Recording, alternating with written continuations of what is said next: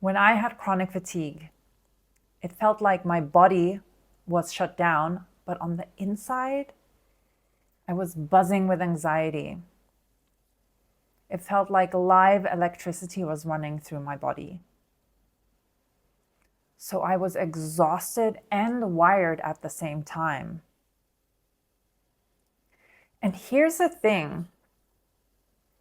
The harder I tried to heal, the worse it got. And so when I finally stopped trying to heal and started listening to my body, that's when things began to shift. If you're feeling exhausted and wired and relate to this, and you've tried so many things unsuccessfully or mildly successful, then this video is for you. I'm Naomi Galinsky. I'm a somatic trauma therapist and nervous system educator. I help high-functioning, emotionally intelligent women who are stuck in burnout, overwhelm, and maybe have a chronic illness, regulate their nervous system so that they can reclaim their lives. If you're new to this channel, welcome. And if you've been following me, it's good to have you back. When I had chronic fatigue, this shut down but wired feeling, the tired but wired, and not being able to function normally in life I felt miserable. I felt like I couldn't participate in social gatherings and social life like everyone else did. I couldn't go on trips. And I did work full-time for many years at the beginning, and it took me a while to realize that I couldn't do that if I wanted to recover. But nonetheless, I was running, my body, my nervous system was operating under anxiety and stress. I wanted to heal. And I was trying so many things. I was researching, I was trying to understand what was happening to my body. But what I didn't realize is that anxiety to need to heal and get rid of this discomfort that I was feeling, or not just discomfort, but misery, that was driving or keeping me further in a dysregulated nervous system state. I got chronic fatigue from being high functioning, being super productive, overachieving, setting goals that were really high in expectations and never being able to reach those goals because whenever I did, I would already have set another goal. And the perfectionism I expected from myself was also anxiety inducing. So I'm speaking to those women who are burning out because they are high functioning. And this doesn't mean that you have to be a CEO. High functioning woman can be anyone who is just setting such high expectations of themselves and always on the go, always needing to be productive and getting the to-do list done. And that could be turned towards being a super mom, like the perfect mom. It can be as a business entrepreneur. It could be as a wellness practitioner in the fitness industry or nutrition. And it can also be a manager at a tech company, for example, or in academia. And doctors and nurses as well. So I'm speaking to those who got chronic fatigue through that, because there are many other reasons like long COVID that you could get chronic fatigue as well. But I'm speaking to those who are high functioning because that was my experience too. And so when I burnt out, I didn't realize that I had shifted my productivity, goal-oriented, always on the go mentality to healing. And I felt miserable because I was tired and wired. I couldn't sleep. I didn't have capacity to be with friends in social settings. That overwhelmed me. I had brain fog. So I have a PhD in astrophysics. I was smart, I could achieve a lot, and all of a sudden my brain capacity was maybe 25% that of what it used to be. And I used to do mountain sports. And then walking around the block or walking around up the stairs seemed really difficult. So it was like my life had completely fallen apart and I didn't understand, and I just wanted to heal to get back to my old life. And what I didn't know at that time, so it wasn't until I discovered the nervous system stuff and somatic healing that I started healing. But before that, the chronic fatigue came because I had a dysregulated nervous system. I was highly anxious, I was on the go, and at some point I depleted the resources in my body to keep producing energy. And being in that high sympathetic activation is also not good for the body. So at some point, the parasympathetic nervous system shut down. This tonic immobility part comes, meets the high activation, it shuts you down. And you're in a highly dysregulated state when you have chronic fatigue or chronic pain or any chronic illness, for that matter of fact. And what I also didn't realize is that the anxiety that I had around needing to heal was keeping me in this dysregulated state. And that's why all the goodness that I was doing wasn't working. The supplements, the diets, the gentle yoga, the meditations, the many meditations, the meditation retreats, the different many meditation modalities. I was practicing mindfulness also religiously, and I was stuck in a loop where either I was not getting better or I was getting worse. And I started where most people start when they're feeling ill or not well and are burnt out, is by controlling the external factors, or what we can, like taking supplements, going on diets, doing yoga. And those are all good things. I'm not saying those are bad things. And I also did a ton of research because I had a sciencey brain. I love to understand what the supplements were doing in my body. I read books on mitochondria and what's SSRI stand for? Selective serotonin reuptake inhibitors. And I read about serotonin and dopamine and how the neurotransmitters, how that affects the brain and the body. And all that learning was fun. But what I was missing was going into the body and healing from inside out. Letting the body guide me to the pace of the healing, and letting my body guide what I needed in the next phase or in the current moment of my healing. Because there are stages to healing from a chronic illness. And I was throwing everything at my body at once, and it didn't like it. So what's happening in the nervous system, I already touched upon it, but I'll explain it again. For those of us who are high-functioning overachievers, setting high expectations, goals that are impossible to achieve, that's driven by anxiety and fear. And that has childhood roots. For me, it was, if I'm not perfect, then I'm not valued and I'm not lovable.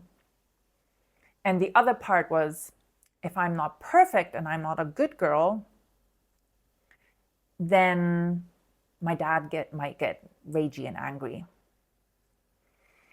So becoming smart, becoming really good at sports became a way to keep myself safe as I was young, but obviously in adulthood, it's not a survival strategy that I need anymore, but it kept on going until my body said no more. And so this high anxiety, this fear, keeps our body in this sympathetic activation. And when we're in sympathetic activation, we can't rest properly. Our body's not repairing. Our body's not for example, the hormonal, the endocrine system, the immune system, the cell repair, all of that is not coming back to balance, to homeostasis. So it's not a good state to be in long term. When we need the survival response because some imminent danger is happening, it's great. This is why we have this sympathetic nervous system that mobilizes us to respond to the threat. But we're not meant to be there long term. So when we're stuck there, and I was stuck there from childhood to when I was 30, that's when I was burnt out. That's when I burnt out after my PhD. It slowly builds in the system, and at some point, the body can't keep up with it anymore. So somehow the body is still managing to keep us alive with this anxiety, fear, and the survival energy in our system, but at some point it gets too much.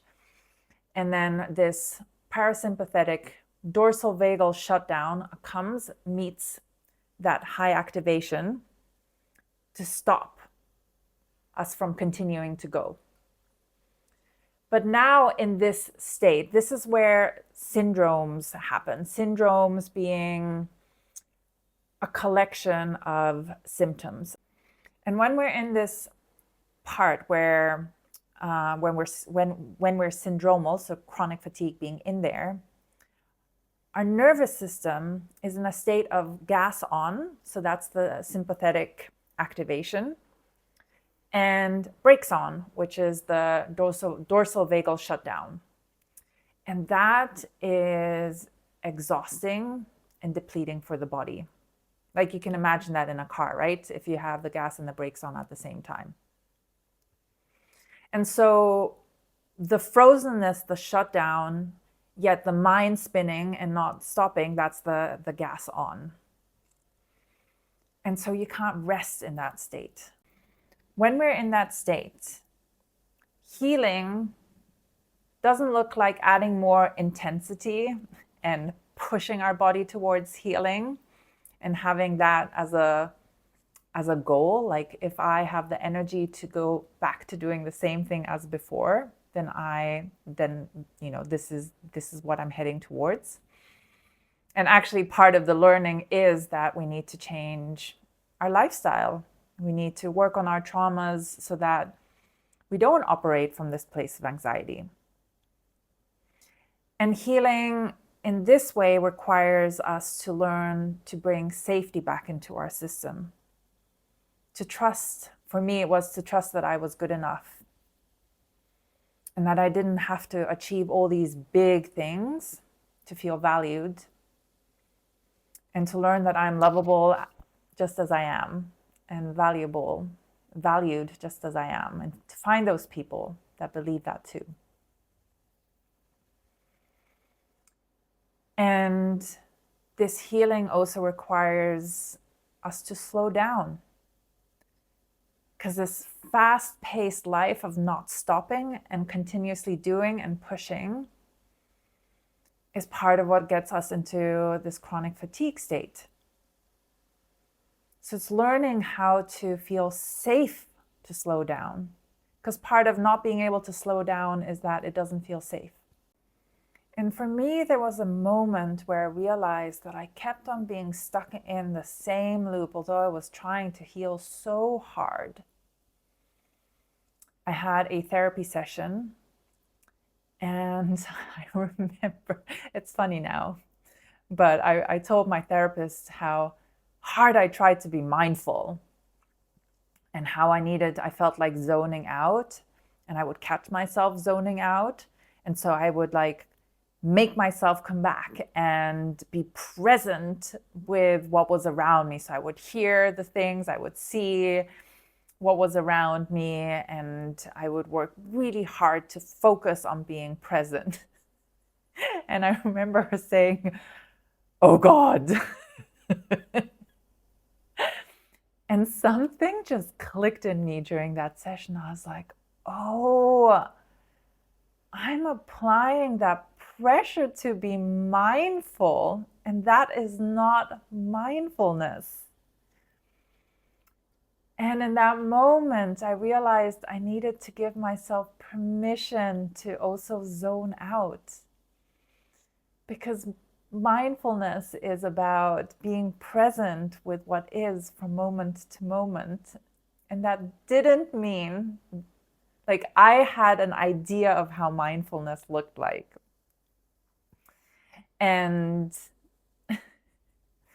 yeah, so that was the beginning of learning how to allow myself to be tired and to stop trying to avoid being tired and to see tiredness and zoning out and letting my body dissociate, to see that as something bad. And eventually, my journey led me to discovering Irene Lyon's work. And I signed up for her 12-week somatic-based curriculum. Amazing. Where I learned more about the nervous system. I mean, I love education. I love using my mind. But I also had to connect it to the right practices with my body to learn to understand what my body was communicating to me. And here are 4 practices that I love doing that help me slow down and connect more with the here and now and what was going on inside my body. The first one is orienting. I feel like I talk about that in every video, but I love it. I still do it all the time. It's just such a basic thing that animals do when they feel safe. They connect with their environment. They look around, and not in a fight, flight kind of hypervigilant, anxious kind of way, but so relaxed. And so I make sure multiple times a day that I just sit back in the chair and that I just let my eyes wander and remember that, oh, I'm here, I'm in this space, especially when I'm working and my brain is like analyzing, problem solving. I'm in the computer trying to get things done. There's nothing wrong with that. But also to pausing to take breaks and to remind myself where I am in space and time, in what city, where on planet Earth. And the other one is connecting to the ground. So with chronic fatigue, I was often disconnected from my body because it was uncomfortable being in my body. I oftentimes had migraines, and this wired and tired feeling wasn't good, and I oftentimes had to zone out and just check out and leave. But the fastest way for me to come back to my body at the beginning was to lie horizontally on the ground and just feel my whole body against the ground and feeling the connection with the earth. And that was a way to be in my body that felt safe. And I knew that it felt safe because eventually I started yawning and my body started relaxing. And it was easier to sense and be in my body, and it felt calm and peaceful. And I could feel that buzzy energy calm down. Another practice, a somatic practice that I liked doing was containment. So when I was really anxious and I just couldn't get rid of that buzziness, then just holding myself very softly, like this was a way that I could connect with myself. Also, that was slow and gentle and felt safe for me and brought back safety into my system. And another one of my favorite ones. Oh, there's so many favorites, but one that I still love doing a lot is called dropping the kidney adrenals. So I got that practice from Irene Lyon. And I think she got that from Kathy Kane, who teaches somatic touch or somatic touch work. And I was just imagining the kidney and adrenal glands to soften, relax, and drop. Because when we are stressed, when we're anxious, our adrenal glands are what's the word? They are operating in overdrive, and they get sucked up, they get tight, and they go up, and they get rigid. So in this practice, it was learning how to feel into them and to allow them to soften and relax. And believe me, when you do these practices, you can start to feel your kidney and adrenal glands. You can start to feel the different organs in your body. You become so fine-tuned with what's happening in the body. And it's actually a pretty amazing feeling to feel your body that well. But sensing, learning to sense your body to that subtle layer takes time. It's like learning a new language, and you have to figure out what is the body actually communicating with these sensations. So it's not just learning to feel, but also experimenting and trying different things out of like, what can I try to see? What does my body need? What practices can I try? And healing is not linear. And that was something that used to annoy me a lot, because I would, after I learned the somatic stuff or started learning about nervous system regulation and started practicing somatic work and had SE sessions, somatic experiencing sessions. That's a modality that was created by Peter Levine. But yeah, I would start feeling better, and then life would happen and I would crash. And oh, how disappointing that felt, that I was like, I was doing so well and then I'm doing worse. But when I look back, what I realized was I was doing better and I wasn't crashing as far down as I was before. So if I drew an average line, I was going upwards, but healing was a wave. And part of why it's also slow, this process, and it's not glamorous, there are no shebang in these healings. And oftentimes you're like, am I even healing? Because it's so slow. But part of why it takes so long is because nervous system rewiring takes long. And changing patterns takes time. There's changing patterns at the nervous system level, so rewiring the nervous system. And then there's changing the behavioral patterns of how we behave and what we do throughout our day-to-day living, and catching ourselves and making different choices. That takes time. It's like building different habits. It takes time. And also to learn to trust the process in its slowness. Because stopping and resting and taking it slow might have not always been safe for you growing up. Or you might have never seen your parents do that. That was my case. So taking it slow might feel unfamiliar. And it might take time to feel safety in that slowing down. And that might be a trauma healing journey and process in its own. In closing,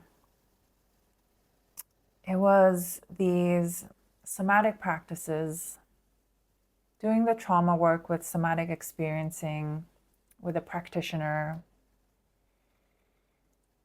and also having the right education to understand why the somatic practices worked. That eventually, and it took another 4 years to fully recover once I started doing those practices and finding the right practitioners. Slowly, the calm, the ease, the peacefulness, the quietening of the minds returned drop by drop. So it wasn't a constant state, but I had moments where I felt it. And I was like, oh, this is, I love this feeling. And then I would have another moment and another moment. And the rewiring was doing the practices that would give me more and more of those moments. Oh, I didn't even mention Feldenkrais. I didn't. Awareness through movement. That was also a big piece of my healing from chronic fatigue, using slow, repetitive movements to come back into the body. But eventually, this became my way. It's really a lifestyle change too. It's not a one-time thing. It's not a thing that you just do while you're sick. It's being in touch with your body is a lifestyle habit for having a healthy life. Because if you're not in touch with your body, then you're not connected to the biological needs, and you're likely to override your system until it has to scream at you with another illness or disease. And we want the prevention of all of that to the best of our ability, of course. If this video resonated with you, drop a comment and share what resonated. I'd love to hear from you. If you found this helpful, then please like or subscribe this video, this channel, so that other people can discover this support. And if you want to go deeper, then check out the links in the description. I have more information there.